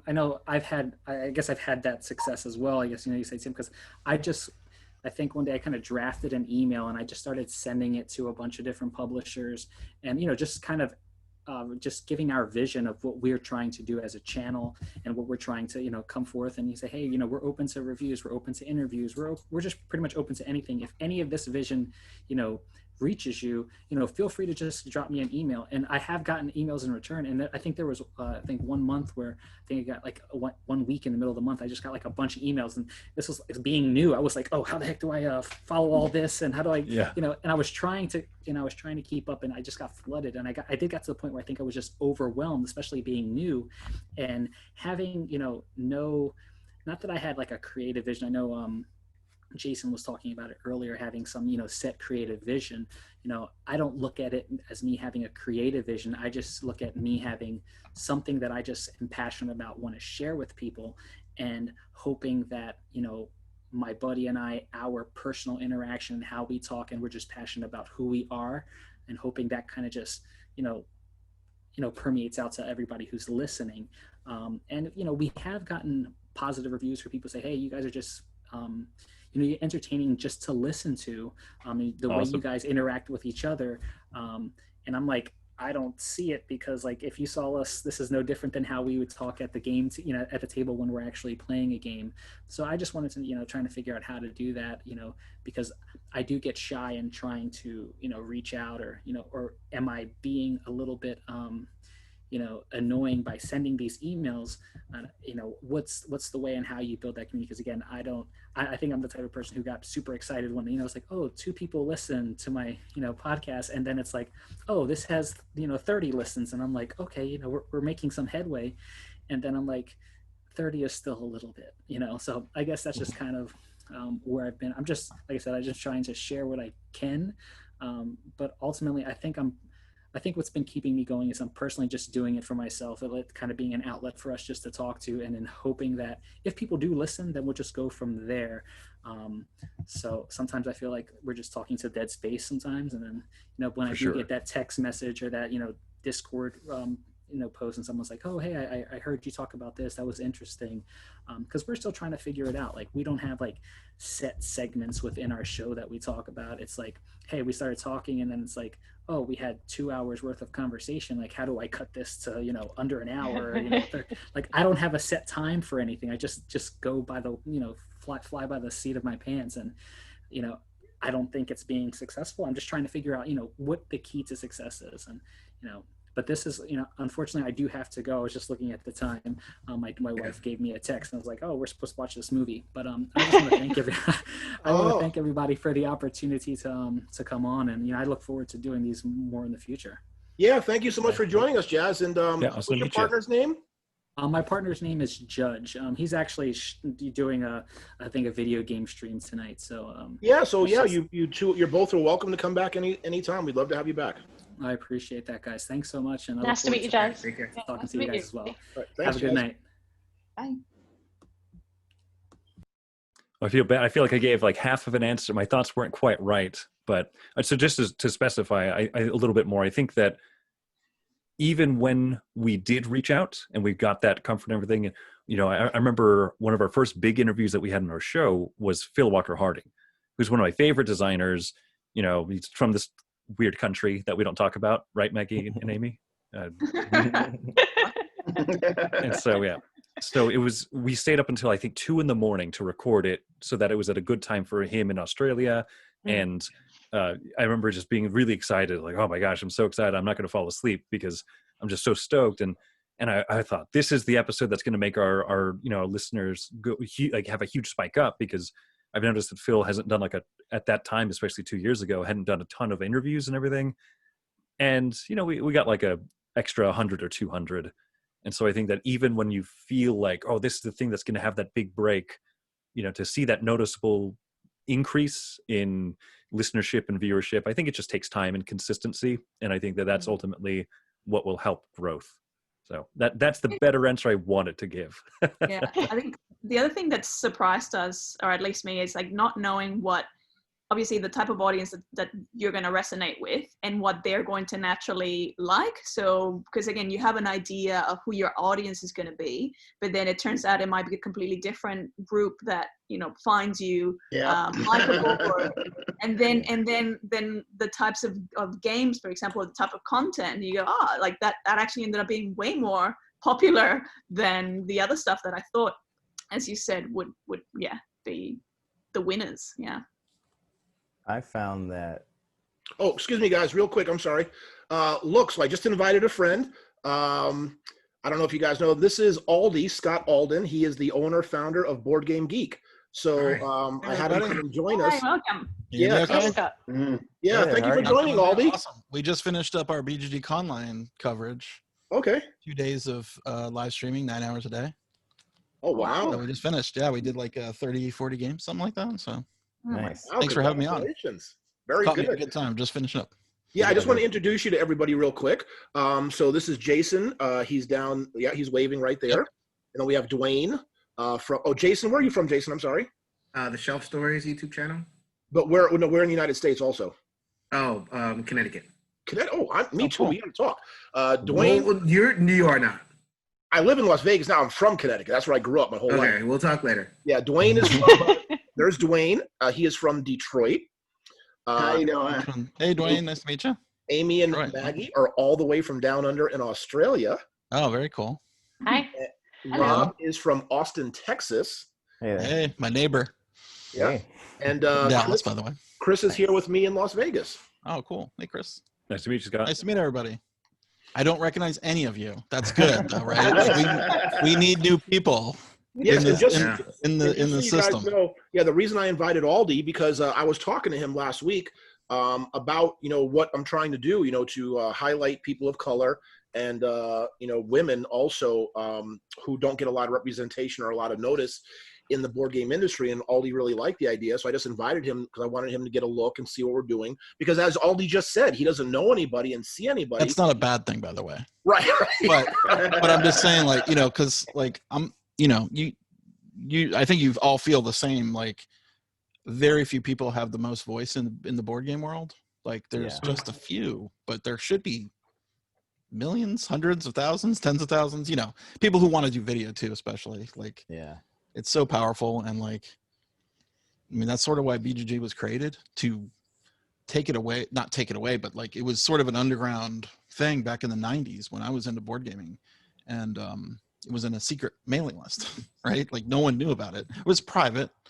And if you were friends with a friend and you got in, then you were like, oh wow, there's this whole world of board gaming Cool. that I didn't know about, and a lot of people sort of did know about, but it was sort of hidden. And that's always why BGG was created, right? So a place on the internet to talk about board games, no matter who you are, right? Without fear of harassment or bullying or any negative things. We tried to do that a lot. We want to create that place where people talk about this stuff without, because I think you may have already encountered it. Like, if you have a negative opinion about something that someone else has a strong opinion about, you could be harassed about it, right? Like, you're wrong, and you're like, that kind of thing, which is kind of annoying, because how can you be wrong about your opinion? But, anyway, well, nice to meet everybody. Yeah, nice to meet you. We were just talking about the Rainbow BGGers forum that you have, and like how much of a that was so supportive of us and the content creation that we're putting out there, and like, it's just such a nice, safe space where everyone is just so kind to each other, and super appreciate that. Oh yeah, you're welcome. I'm glad to hear it. That's great. Yeah, I mean, that's just the beginning, right? So I talked with Timm, like, we're doing a new homepage where we have like a little more control over it, I guess you could say, and it's a lot more kind of friendly. I could probably show it to you if you guys want. Is that cool? Yeah. A little sneak peek. Sneak peek. It works. We've been fixing bugs and stuff, so I'm hoping the eternal battle of anything coding related. Oh yeah. Well, plus we started pop up. We started beta-ing it. I don't know. That works. To our admin team, and then we've been getting feedback from them. So, but eventually we're going to go public beta. Let me make sure it comes up. It looks like it's coming up. Yes. Okay, cool. So this would be an unfortunate time for it to not be working. I know. I would. I would be. Big reveal. All right, Timm, can I share in this Discord or Zoom? I don't think I have to give you permission. I think you can do it automatically, right? Okay. Sometimes it locks down. Right. Nope. Looks like it's going. Uh-huh. Yeah. Everybody see that? Yep. Sharing. Yep. Okay. Oh. So one of the things that we're not doing is we're not getting rid of the old one. So if you want, and a lot of people do, you can go back to the old view. Okay. Right? So it's not going away. I know a lot of people like this fire hose of content, right? Like they want to see everything. Yeah. So that's not going away. So we have like a new hero story. This is like a BGG sort of announcements thing, and in fact, whatever we want. It doesn't necessarily have to be just BGG stuff, but things we think are the most important right here at the top with a big hero. We just like I said, we just finished live streaming, so this is still kind of stuck. That might be a bug. Since we stopped, it probably should have gone away. But like and this is not just BGG, right? Like we feel live streaming is not. It has to get more, what's the word? Critical mass. And I think if we group a lot of people together where there's always something going on, the audience can build from that, right? Yeah. So there's so few board game streamers right now. It's like, and it's few and far between, right? And the schedules are all weird. And so we're hoping to have like a more bigger group of live streamers. So if you're into live streaming, let me know. We're starting to work up a group of live stream channels that we can just have always running at some point. Yep, there's Rob right up there. Yeah, actually, when I got back into it after the Stonemeyer sponsorship, a big component of my new setup was having like a full. This webcam I'm using right now is actually the webcam that was normally mounted to be able to look straight down at board games. I have a bunch of different. I don't do reviews. Okay. I don't like. Yeah. I do assessments. Okay. For the past 3 or 4 years, I've worked in a bunch of different jobs that basically culminated in me teaching board games for a living, like different board game bars that I've worked at, and then plus doing my own design work and stuff. And so I've spent so much time breaking down games so that people who don't play board games can understand how to play them. That I need more of that too, right? Yeah, for sure. Like teaching, there's like 2,000 board games that come out a year, right? Yeah. Rodney can only do like 50 a year. And Paul Grove, the more the better, honestly. That's what I feel. So that's the thing that was really, it's funny to your point about, disagreeing with someone with strong opinions. I don't own Settlers of Catan. I think it's a great game. It's a really good intro to like more advanced, like more modern board games. Okay. I don't feel the need to own it because I've played it thousands upon thousands of times, and I have many other games that hit all of the notes I'd want to hit. I had a friend of a friend come over and want to argue with me for like 2 hours straight about how I should own that game. And I'm like, no. It's an interesting hobby that can evoke such passionate opinion, right? It's an interesting thing. Yeah. So this turns off when there's nobody, and we're still kind of figuring out how to deal with this, but there's a whole live area we're developing. This is just the tip of the iceberg. I see Hero Quest is in the hotness. Are you sure that's not a bug there? I know. Yeah. Well, I guess it's the old one from 1989, but yeah. So this is actually live data. So this is kind of cool. This is what's currently there. And this is all mobile friendly, and what we call responsive, right? So if you're on a phone, you can just do that swiping thing. Ooh, okay. More than half of BGG is on a phone right now, which is kind of crazy to me. Phone and tablets. So we've done it all with the tablet kind of interface. There is a see all button in case you want to just see all the lists, like as a big kind of top 50 list, which is what I like. And then we have our featured video section. Currently it's just Rodney and BGG people, but this can obviously, as the team grows, people that work together, work with us, can be featured here, but that's not the only place to put video. We have our news section, discussions that notice this is only just a touch of it, right? Like we kind of want to make that front page a little more intro, right? Because I know a lot of people come to BGG front page and like, what? Like so much stuff. We have our contest section, some of the reviews that have been coming up, like Rado's. So yeah, see, this is what I want to see. I want to see more names here. Yeah. Right. Yes, please. Yeah. I'm working on it. Yeah. The work has to be done, right? It's not like this is a tough, I don't want to say business, but it's a tough subject, right? Because there's so many people doing it now. But if you're good, you're good, and you're going to get noticed for sure. Right. So yeah, we've modified the geek list section, sort of like more of like a little, you just get a taste of it. This is supposed to kind of surface a discovery feeling. Not for the advanced user to see everything, right? It's just like, oh, what's that? Click there. This is kind of cool. This is a thing called Game Spotlight, and we can control this, but we're not controlling now. It's just random. But Game's little thing that pops up, you can go through a little bit of this. But it's just a taste of it. You can click here for the full game. You've got your pictures and stuff. Cool. We have our shopping stuff. Hey, more sponsors. So I got to pay the bills. Then we do a weekly newsletter called Geek Weekly, which a guy named Bradley does for us, and he puts in just things he finds around the geek. So that's sort of where this comes in. I'll be back next week. Take care, guys. Thank you, Scott. Hey, nice to meet you. Nice to meet Nice to you. meet you, Jason. Take care. Bye, Jason. Bye, Jason. This is a fun little thing called the Rate-O-Matic. Oh, I like that. So you can just sit here, and I haven't rated my games in a long time. I kind of stopped because I draw too much attention, I think. If I wanted to, I could just do my quick ratings here, or I could skip it if I don't want to skip. I could skip it forever. I could skip it for now. I'd come back later, that kind of stuff. So we're hoping this causes some fun interaction with people. Is that exclusive to like your collection that you haven't rated yet? Anything you have in your collection that you have not rated. Either played, I think it's through played, or if you marked it as you own it. I think those are the only two criteria for now. Yeah, the first one said that you had played it like 8 months ago. So I did, yeah. And then so I've owned Kobayakawa. Kobayakawa? How do you say that? Kobayakawa. There you go. Kobayakawa, yeah. These are fun little modules. These are I guess they're similar to Geeklist, but they're editorialized. So if people, and we're looking for people to do editorial things, like create lists of things like this, like your favorite games to play while you're waiting for your laundry to be done. Anything's a limit. Like it's just a quick 10, right? Yeah. So that's sort of something we're looking. That's a what do you call it? Content created thing. It's not generated.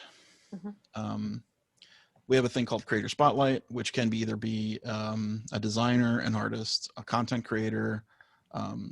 We're sort of just kind of figuring out what we want to put here, but we picked Eric Lang because pretty prolific. And this can not just be games. This could be like, let's say we highlighted a content creator. This could be some of their videos that they've done, right? Yeah. It's generic, right? It can be anything. I have a new release list. There's another Creator Spotlight. We have this, if you're familiar, we have the guilds system on BG, which a lot of people don't see.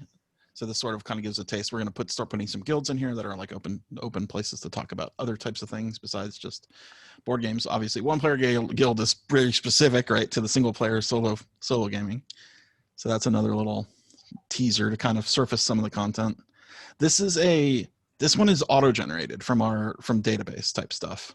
So any game that's marked customizable is ranked here. So we're kind of just we're still kind of fiddling out with what we want here, but this is what we can do. This is recommended based on your collection. So it goes into whatever Between Two Castles and King Ludwig is, and then whatever games that system had been recommended. So we're kind of we're trying to figure out a personalized recommendation system too, where it goes through your ratings. Like I may not like this game, right? But the system doesn't know that yet. So still some work to be done there. Let's see what else we got here. So we've just been kind of throwing more things in, and this sort of keeps going. So it's got like sort of an infinite scroll type. I think it scrolls to like 100 games or something like that. So you can kind of just fiddle with it for a while.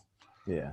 But we're open to other ideas for sure of what to put in here. It's just we're kind of just this is almost a year of work. And we want to just get it going out and then take feedback and be like, what can we make it better? How can we make it better? What other types of things can we do with it? Yeah, it looks fantastic. And there you go. Quite different, right? Yeah. So it's more visual. Yeah. Oh, yeah. That was one of the first things one of my admins said. He's like, I don't know if it's less inviting, but it's certainly more visual. It's still a lot of stuff, right? I mean, even even though we've trimmed it way down, it's still quite a lot. But that's what BGG is like. I don't know. I think that the fact that it's a lot more color and it's images of games, it's going to give people that feeling of like it's cool when you walk into a board game store. Like, there's so much stuff for me to look at right now. Like being overwhelmed by like color is less of a thing than being overwhelmed by like a wall of text that you're supposed to decipher. Believe me. That goes back to the early days of BGG and me, what I thought was good, right? Things have changed. It's grown beyond me by far. So, and that goes back to kind of what we were talking about before, because part of the discussion we were having, Aldie, is maintaining consistency and trying to build our audience. Consistency is That's super important. Yeah, absolutely. And then, you know, it would be nice to have a platform where we can highlight, you know, women, people of color, the LGBTQ community, you know, just different kind of things to give them more of a voice or a face in the board gaming industry. No, I think that's super important. And that will grow even beyond what we can think right now, right? Yeah. When people see themselves in other things, right? Like then that opens up the window, like door, totally. Because there's a lot of people who be like, well, that's all white people. Why would I bother with that? You know, it's true, right? Well, and I've heard from, I forget who I was talking to, but you know, when you walk into a convention hall at a game convention, it's probably like 95% white, and probably way more male than female. And you're like, ugh, you don't see yourself there. Like, how can I fit into this? That's super hard. But if you start seeing imagery and pictures and other people doing it, it sort of helps get that thought into like, well, this could be something for me too. Yeah. I feel, I hope. That's the hope. And then you're brave enough to maybe start making your own content as well. Exactly. And it just like the system reinforces itself. I know it sounds like cheating, but it super works. You know what I mean? Like, I know this from other people. Like, one of the guys, I don't think he'd be, well, I don't know if I should say who it is. Maybe a video game developer guy, runs his own company, right? Mostly white guys. Started taking pictures, like, you know, just the imagery of what the company looks like. And it's a cheat, right? Let's start showing more women. Let's start showing more people of color in our group photos and all of our stuff. And it's like, they started getting more people to apply for the job, right? Because they're like, you see sort of people that look like you and have your same, you know, like I could get to know that person, right? Or I see myself there, right? When you can imagine yourself in that group, that's powerful. And that's how I got into board games too, right? I saw myself in the groups of other people playing games that like looked like had a lot of fun. And that's what I brought on. Yeah. And I can give you guys like a recent example. I know we talked about this a couple weeks ago, but there was you know, the book David Copperfield by who was Charles Dickens? Yeah. Well, they made a new movie of it. And I don't know if you guys saw the trailer, but they did. They had Asian people, they had black people, they had a whole bunch of different characters that you wouldn't normally see in a Charles Dickens movie, right? Yeah. And all of a sudden I was like, oh, that looks pretty interesting because it was different, you know? And I thought, yeah, that intrigues me a little bit more, where it didn't, you know, 50 years ago, the old black and white movies or whatever, you know, I was like, but this one does. So yeah, it definitely can help. Yeah. For sure. So we're committing to this, and I talked to Timm about this. Like, we want to highlight creators of color and genders and whatever, right? So we'll figure out a way to make you fit into that front page. Yeah. Well, one of the things I noticed too about BoardGameGeek, just to, you know, toot your horn for a second here, is that there's several different companies from East Asia where their only distribution in the US is through the Geek Store. You know, True. Yeah, we try to import some of those games. Eric is a fan of the Asian design, right? Like the minimalistic designs and stuff. So he's super interested in that. He's like, well, we should get this game in the store. And so we do small orders, like 50 to 100 copies of that stuff, and bring them in. That's pretty cool. Yeah. Awesome. Now I don't know if that is because it's so few, but I mean, there's definitely a group of people who look for those type of games. I wish they could be more popular, but like something like Kobayakawa or Kobayakawa. Kobayakawa. Yeah. I think my pronunciation's on the wrong syllable. That got picked up by Yellow, right? Because I think a lot of people, like, they saw a lot of people playing it, right? And like, that's kind of interesting. Yeah. It's all about the. I'm trying to think of the word. Just get in front of the people more, right? Like the visualization of things. Right. So, Aldie, one of the questions we were talking about earlier, I know Amy and Maggie brought it up. I'm interested. Rob, Dwayne, Chris, all of us, is about audience. Right. We're we're all, relatively new to this. Trying to get our audience, grow audience. What are some maybe tips or suggestions you can maybe give us, or that you've noticed throughout the years that have been the things that maybe help content creators establish that audience? And, how do we gain those groups? Good question. I wish I knew all the answers to that. I do know consistency though. Like if you can do something, I wouldn't commit to every day because that's a lot, but like once a week, once a month, like something where people can know when you're going to have something. That's big. Like we started doing that with our game night show 7 years ago, and it finally has paid off, right? Like if you just keep coming out with something once a week, you're going to build up that audience. It almost is guaranteed, right? Because you're not going to win everybody, of course, because there's lots of different tastes. But being consistent, like disappearing and if something happens where you disappear for a long time, let them know, let your audience know, right? Like make a little quick video, like, hey, I'm sorry, I'm thinking about you, but I'm still here. Something might be going on with your life, or you're losing a little, what's the word? Everybody burns out on this stuff. Like you can't keep, you're not a company, right? You're a person. So like these companies that put out like daily content, hard to compete with. But if you do something once a week, once a month, I think that's the biggest trick that I know of. Right. And then if everybody has their own individual unique, like Dwayne, his channel is Black Board Gaming. And one of the things he's trying to do is bring his wife, so that's kind of like a fun journey to watch, right? Like wife, kids, significant others. Yeah. No, I mean, there's a lot of stories to tell, right? It's not all the same. And that's real important, right? Is telling a story. And the same thing with Maggie absolutely. and Amy, they're you said queer, that's a term you use, right? Queer, and we're a couple. And I think like you were showing me your page just, and I was thinking through the way that we use BGG, and it's been like obviously as a personal user, I love the site, but it's also I'm a researcher, like in analytics, in my day job, and so I love the rating system, and that all appeals to me. But we've been using Rainbow BGG Forum, and we've been posting reviews to the game pages, which we've found drives a lot of traffic to YouTube. In fact, most people stay within the BGG universe to watch the content rather than going to YouTube. And I'm just thinking about ways that you will get subscribers there, though, for sure. Do you notice that at all, or do you?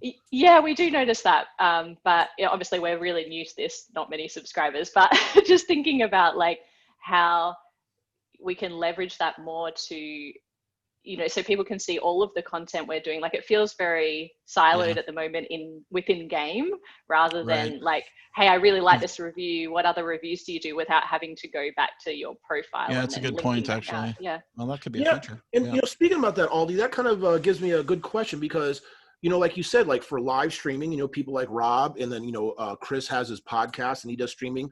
Dwayne has his journey with his wife and stuff. Do you have somebody either on staff, or is there like tutorial videos or anything to help us, maybe navigate to find these things like, Amy just asked about, and, maybe get our content noticed? Because Dwayne had a question about how he can get games from publishers.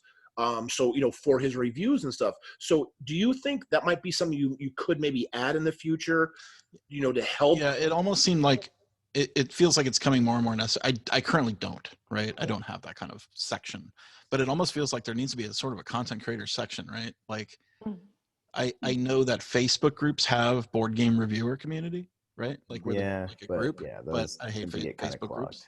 Yeah.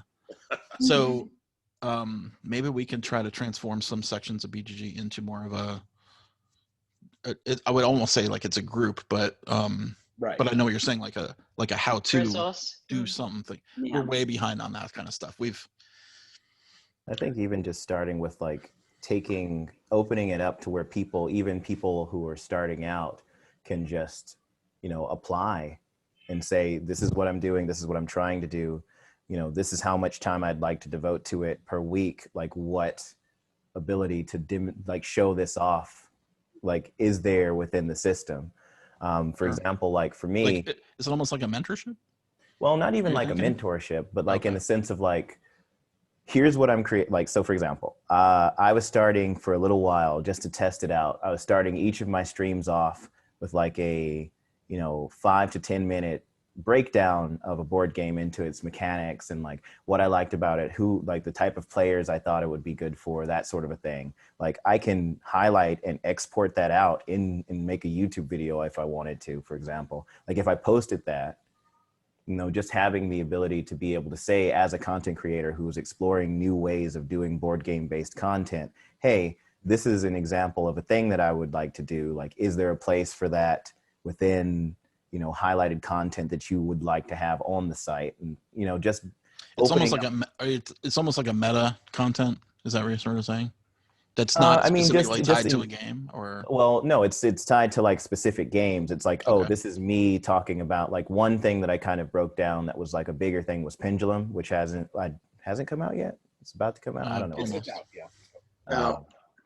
But I got it like a while back before it actually was released. And so breaking it down, talking about the mechanics, like doing all of that stuff, like almost like a review, just not specifically focusing on what I did, but like if a person creates a piece of content about board games, being able to have a way to bring it to you guys and say, hey, here's an example of a thing that I'm doing. Is this something that you would feature? And then start the conversation off.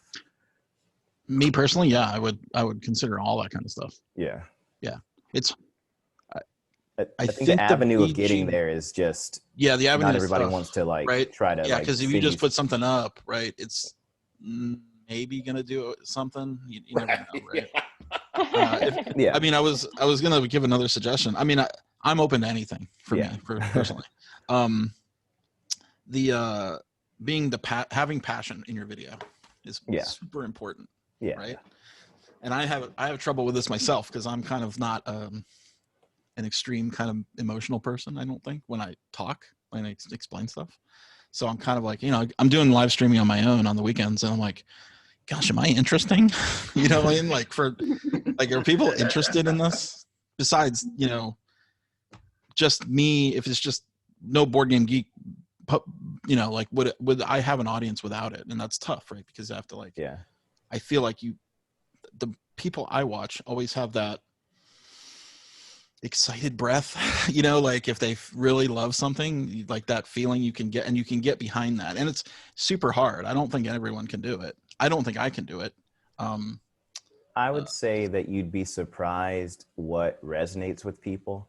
I went from, feeling like I needed to be like the high energy, super excitable streamer to seeing super real, significant, like was paying all of my bills with my Twitch streaming back in the day.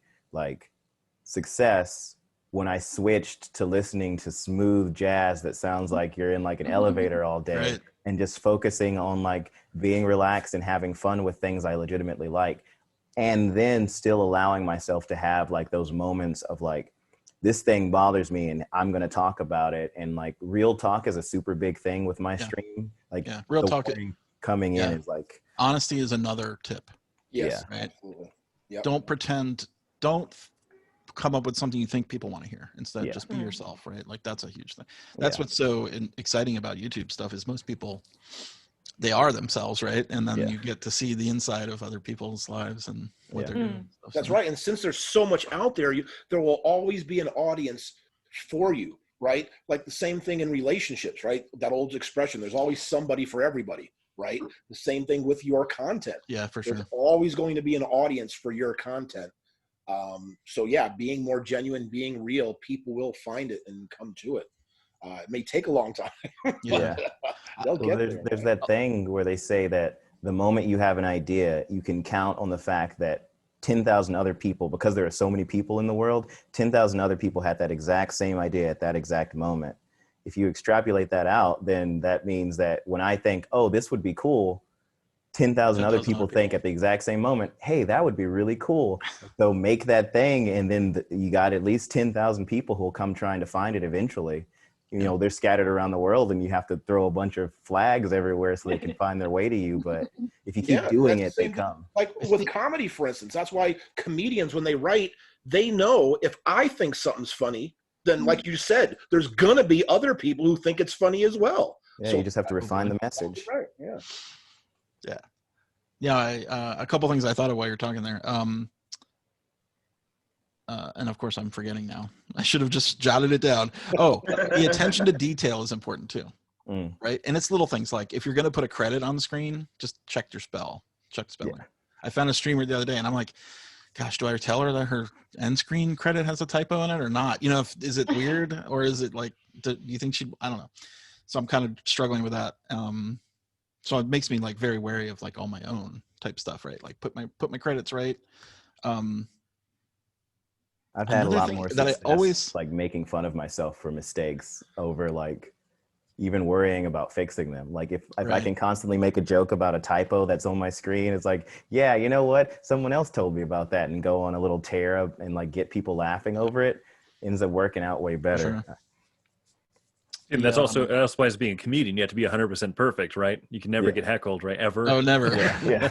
Oh no, there's going to be mistakes for sure. I mean, we do all kinds of mistakes.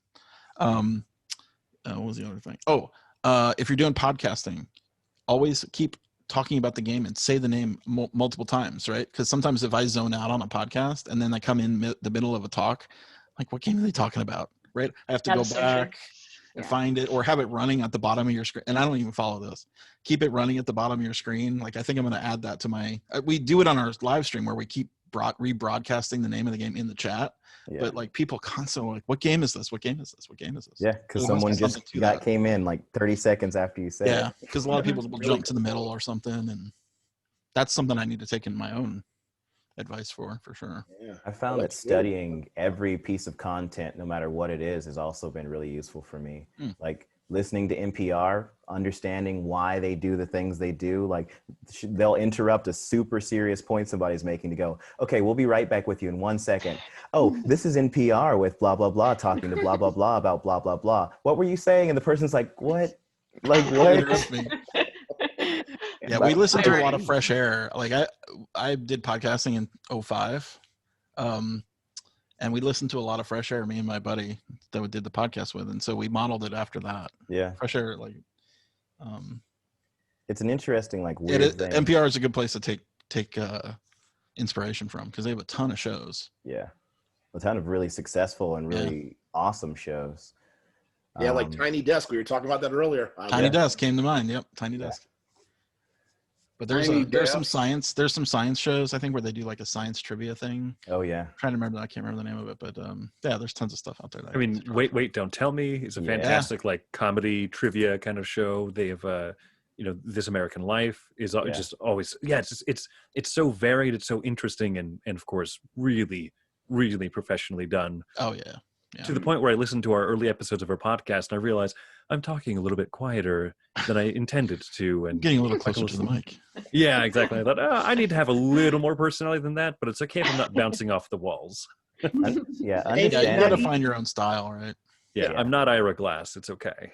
Amy, do you have any idea what NPR is? Yeah. No, I don't. Oh yeah. I assume you would have. Yeah, we've listened to like This American Life, the podcast version, like the podcast of. Okay. Actually, maybe you didn't listen to it. I thought we listened to it in the car, but no. Yeah, maybe you don't. But maybe sleeping. Yeah, I'm sorry. That's super Americanized. Yeah, I guess. No, that's okay. I caught up with what you were talking. Yeah. About. I could follow along. Yeah, no, Tiny Desk, but I'm the one that loves music, so I'm always watching the Tiny Desk stuff. Oh, okay, yeah. I was telling these guys before the show, I am now a BTS fanboy. Oh wow! I'm telling you, just on the Tiny Desk the other day. It's this generation's version of the Beatles. They're gonna take the world over. Yeah. I bet you the next generation of like American pop music is gonna be all based on like that style, the stuff. Oh that yeah, they do. yeah. Has everybody created something already here? Is anybody? Yeah. You all created something? So real quick, Aldie, real quick. What I'll do is, Dwayne, why don't you go first? Tell Aldie your channel, what you do and stuff. All right, my name is Dwayne. I have a small YouTube channel called Blackboard Gaming. I actually just recently uploaded to BoardGameGeek a review for Marvel Splendor, which I just recently learned how to do. Oh, you got an early copy, huh? Well, no, I actually got it on Friday. I got it Friday, and I recorded it the same day and put up the review Saturday. Okay. Awesome. So and that was really cool. What's it called? Blackboard? Is it Blackboard or Blackboard Gaming? It's kind of a play on words. It's a play on words. Okay, I get it. Yeah, and so it's talking about board games, introducing my wife to board games in the same way, introducing those same board games to African American people and families, you know, since this pandemic, I've been wanting to like, hey Do guys, something, here's something to bring people to the table. Okay. You know. Sounds good. All right, and Amy and Maggie, you want to tell them? Yeah. Oh, well, another, you know, born of the pandemic kind of content creation here. Okay. But yeah, Maggie and I are engaged, and we wanted to be able to, I guess, represent ourselves as a couple in the community. And we have a YouTube channel called Thinker Themer, and the idea behind it is Maggie and I have very different perspectives on games. I'm the thinker element, the mechanic. It's all about the mechanics. I don't care about the theme or the story, and Maggie is all about, she's the dreamer in the relationship. She loves stories and trying to get a sense of what the designers are trying to make you feel. That sounds like a great idea. Yeah. Awesome. And so I guess the two halves come together and we review games together. And then I'm kind of experimenting with my Kickstarter diaries at the moment, which I was recording this morning, which is just, you know, justifying all my purchases on Kickstarter to an audience. Too, yeah. Yeah, so that's what we're up to. Rationalizing the spend. What was the name of it again? Thinker and Themer? Thinker Themer, one word. Thinker Themer. Okay. Yeah, it has a kangaroo logo. Kangaroo. Okay. Yeah. That's a YouTube channel? It is, yeah. I have to add these in my personal subscription. Oh, I see. Very new. Yeah. And then Rob, you want to go ahead and tell Aldie? Yeah. So I stream under the name Galactic Kodiak, longtime Twitch streamer. I was recently sponsored out of retirement from Twitch by Stonemaier Games as part of their BPOC program. Okay. I streamed full-time on Twitch for over 3 or 4 years, but just because of repeated bouts with life stuff, I had to kind of pull away from it for a long time. With the pandemic, I was already getting back into it, and then when when Stonemaier announced that, I applied and just started the conversation. I'm not familiar with that. What is it called? So it was like a BPOC program that they did. So like Black, Indigenous, people of color focused program to kind of like help sponsor, content creators of color to be able to like do the things that they do. Right. I received, help getting new equipment to replace some of my old stuff, and just started hitting it again. Started out doing a lot more board game stuff. Because of this limited space that I haven't been able to do as much, but I'm still working on that and trying to incorporate more and more board game and content into my streaming, particularly because I also design board games. I actually am working on a roll and write version of my first design that's really playable and ready to go, that I'm going to be sending out the print and play version to all of my subscribers. Oh, awesome. Yeah. All right, Galactic Kodiak, right? Yeah. Cool. Stream every day. Every day. Except Saturday and Sunday. I actually banned myself from doing any content creation on the weekends. Interesting. Smart. Which is hard. All right, Chris, you want to go ahead? Sure. Yeah, so I've been doing a podcast called Meeple Overboard. It sounds like I'm the veteran here. I've been doing it for 3.5 years. My wife, Wendy, and I host it together. We also have a YouTube channel where we do a lot of playthrough videos as well. And so, yeah, we've been slowly growing the YouTube channel a little bit more. But, yeah, we've been hitting every Saturday. We do a 30-minute podcast where we discuss gaming topics and then review a game or two for the week. So, yeah, been going at it for a while. 3 years. That's a long time. I could only podcast for like 2. I just ran out of drive for it, right? I mean, it was just... Yeah, it's tough. And Chris, let me tell you, he's been tough, consistent. He has been consistent putting out. I think he only missed like 1 week in 3 years or something, right, Chris? Yeah. And that was early in the pandemic, and we just said, wait, did that week go by already? Chris, I could listen to your voice all day. I can't wait to listen to your podcast. Thank you. Oh, this is awesome. This group is great. Yeah, and also we had Jason on earlier. We also had Jazz, and we also had Ruel Gaviola too. So I knew Ruel. Yeah. So people coming in and dropping in. Very cool. Yeah. So, and I got a list of probably, I don't know, maybe 20 people, I think, on the email list I send out. I'm always trying to get more.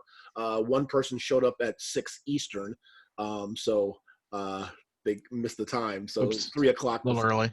Yeah. So there's more people, joining and coming and finding out about it. And I'll always, I'm sure, get new people to come here as well. But I really appreciate all the, your support, because the thing about it is, Board Game Geek is, like, we talked about, the biggest thing in board gaming in the world. And it's great that, you are behind this and willing to, support. Thanks. And like I said, I want way more voices. Right, because I like lots of opinions of things instead of just like a couple people telling me what they think. Right. I mean, I like to look at all, like if I go down the rabbit hole of a game, whether I want to try to play it or not, I'll look at a lot of stuff, right? Videos, playthroughs. If you're doing reviews, though, I have another suggestion for reviewers: skip the mechanics, unless you can do it in like a minute. Yeah. Because most people hard. already know. It's hard because you want to talk about what you like about the mechanics. Well, it's your shtick, so I don't skip your thing. But I'm just saying. But I mean, I only want to say what I love about it. But in order to say what you love about it, you kind of have need to explain have an understanding of how it works. And so it's really, the balance is difficult. Yeah. Yeah. Because I think a lot, but your formula sounds cool. I would definitely check that out. But like I'm saying, if I'm going to a reviewer, like let's say Tom, nice one word name guy. I'll watch the beginning and I'll skip the mechanics and go to the end. You know what I mean? Because I don't want to see it. But unless I really, really, really want to see how the game is played, like I'll skip the mechanics part. I just want to hear the opinions. Opinions are awesome. Like having those what do you call it? The timestamps. Yeah, he puts. And I don't know if does he timestamp his thing. I don't know. No, I don't think he does. But I scan for his little cut screens. Yes. Drag the slider till I see final thoughts or whatever he calls them. So, but yeah, like I said, it's not completely unnecessary, but I skip them sometimes. I think there's room to try different things, just because. Oh yeah, for sure. Some guy's been doing YouTube video for 10 years and this is how he does it. Doesn't mean it's the only way. It might mean it's a smart way to start off, but sure. No. There was a guy out there who, and he was sort of controversial, and I don't think he's doing it anymore. He was like, every game you like is bad. You heard of that one? Yeah. No. I remember. Does he still do it? I think he went from video to podcast, I think, but I haven't found the podcast, but he used to do half-hour soliloquies on why he didn't think a game was good. Oh, really? Which is harsh, right? But like if he can withstand the heat he gets for that, that's gonna get a lot of people talking. You're always gonna get heat, especially on BGG, and it's tough. There's definitely a lot of people who will try to convince you you're wrong. So keeping your opinion as if there's strong. any rightness that matters. And you'll always be accused of like, did you play correctly? Yeah. Because you're like, I can't possibly imagine how this game could not be liked, right? Maybe you just that's didn't the first get thing. Like, did you play it right? Like, yeah, I played it right. But the worst is when you end up having played it wrong, play it the right way, and you say, and then not like I like this even less. I think that's happened a few times to me, where I've played a game wrong and then played it right. I'm like, I wish we're just gonna keep playing it wrong. Like totally, I forget which game. I want to try to remember that. What was that?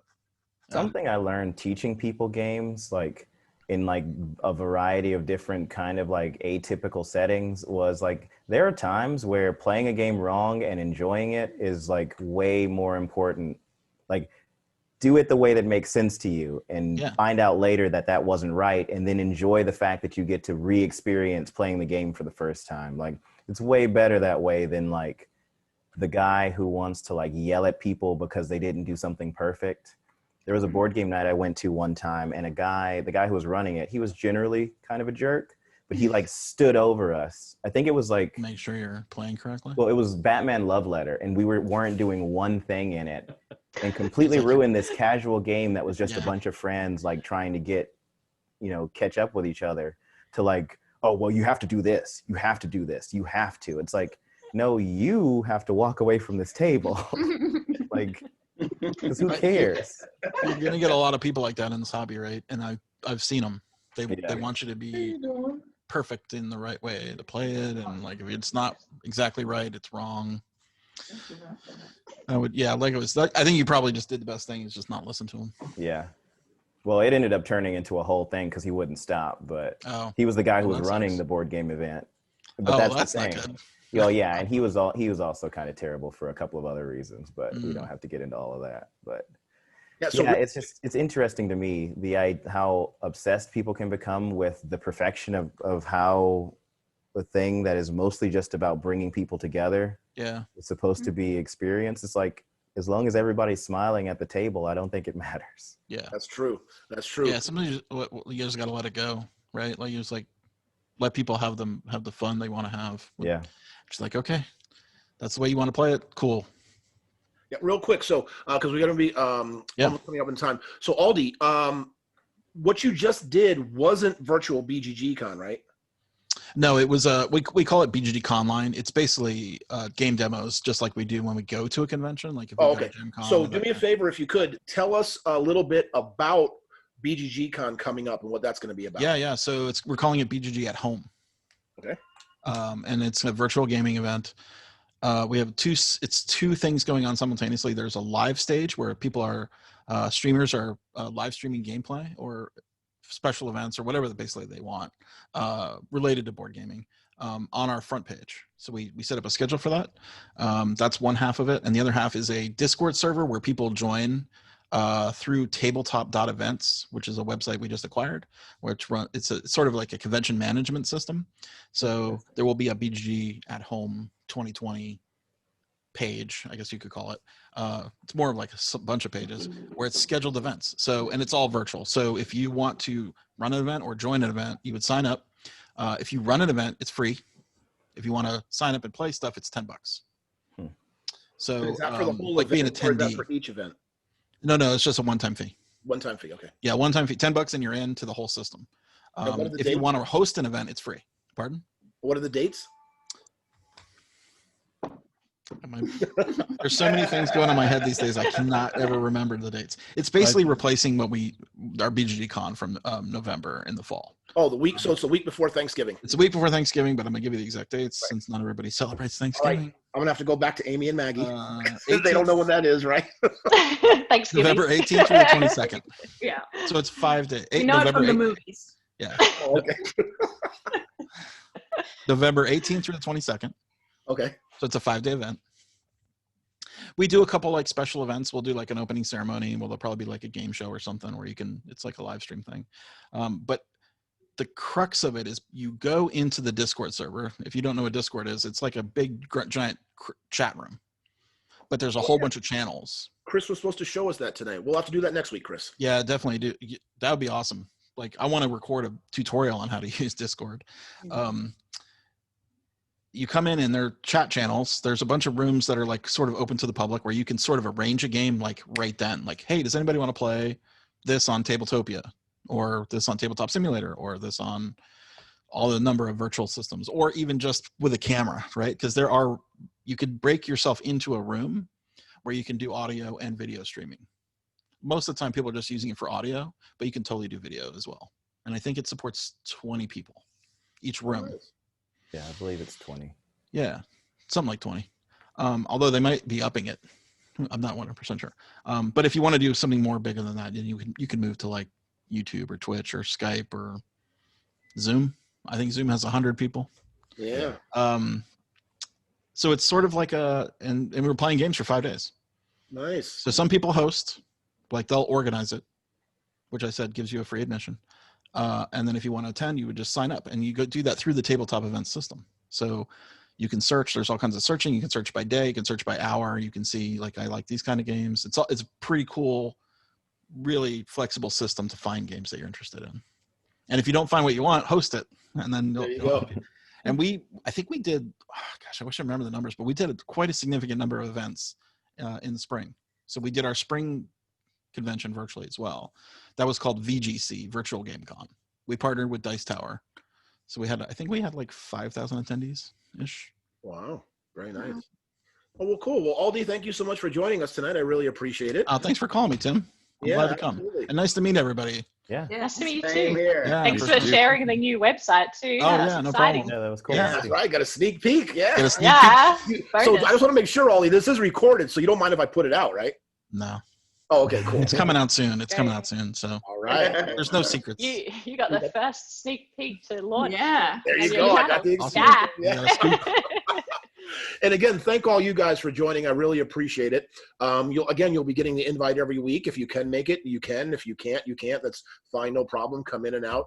But again, we really appreciate it, and thank you all for for example, Amy and Maggie, you're doing your thing in Australia, and Rob and Dwayne and Chris and everybody, and it's really, really good. So it's super inspiring, by the way, just to see new people come and doing stuff. Like, I love it. Yeah, good. There's something refreshing about it, right? Like, or renewing. Like, 20 years, I've been doing it 20 years. It's like, gosh, there needs to be new people. So I'm excited. Absolutely. Check out all your stuff. Yeah, and you got a bunch of great people here too. Really, really good people. So good. All right. Well, thank you guys. We'll see you. Thanks for inviting us. Yeah, absolutely. And we'll see you guys next Thursday, 6 p.m. Pacific time. Join us again for another Thursday night get together. All right. Thank you guys. Nice to meet you all. Bye. All right. See ya.